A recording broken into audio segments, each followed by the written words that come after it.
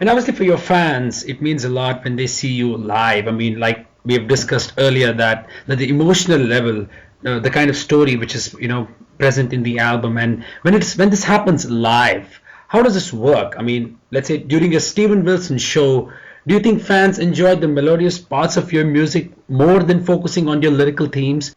I think it's absolutely a combination. When I look out at the audience, say when we're playing Routine, and I see people actually weeping, crying, in kind of sadness, that's an incredibly powerful thing to me to understand. Absolutely. That the music is touching people in such a deep way, and in a live environment where they're standing amongst hundreds of other people, so it becomes a very communal experience, not just for the audience but for the band too.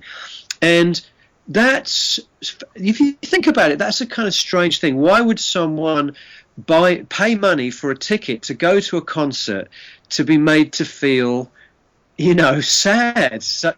Right. Point that they're actually crying. But I think that, and maybe we talked about this last time, I can't remember, but I think that feeling of empathy that you get when you're at a concert and the musicians on stage are playing something incredibly sad, and it's touching you so deeply that it's actually bringing up your own memories and your own experiences, and that feeling of shared human consciousness and shared human experience, I think, is the most powerful of all.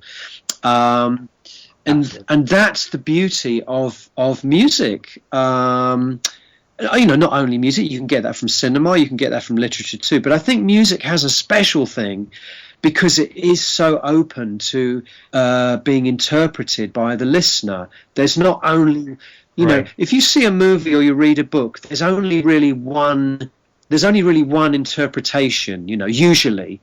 But with a song, there are hundreds, thousands of different interpretations. True. And I think that's a beautiful thing about music.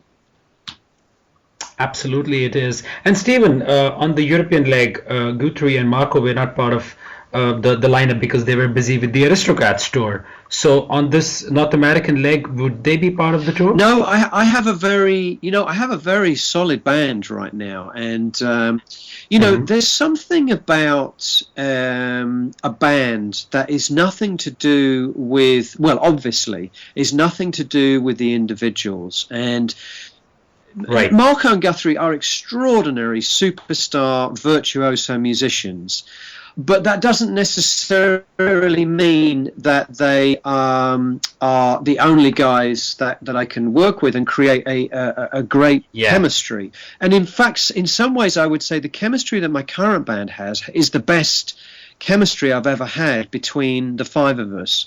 There's something about the way that we are kind of combining and gelling and just having fun on stage that actually makes me think that this is the best band lineup I've had.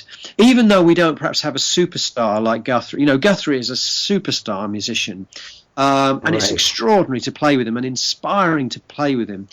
But there's something else that you need to make a cohesive, band, which is nothing to do with virtuosity and technique, and I think the band I have right now, I'm really feeling it's the happiest I've ever been with a band lineup, I got to say, for my solo, actually for my whole career. I'd probably say for my whole. Awesome, that's wonderful. And after the tour is done, are there any plans for a new solo album, obviously, which is in the works? So has there anything progress been done so far? Just beginning to think about it. I have a big, next November I have a big landmark in my life. I'm going to be 50. I mean it's still 2 years away. It's right at the end of next year in November. I'm going to be 50, and I want to do something very special musically to kind of commemorate that day, if you like. So I'm just beginning to think about what the next musical step will be. I have written a couple of songs, which I'm very pleased with, but it's still too early to say exactly, how the album will shape up and the direction or the themes. But yes, just beginning to think about that now. It's awesome. So probably it might happen next year. Any DVD, live DVD plans so that fans can get the real experience sitting at home? Well, I'm a little bit ambivalent about a live DVD because my feeling is if you want to see the show, come and see the show. Yeah, obviously. There's no substitute.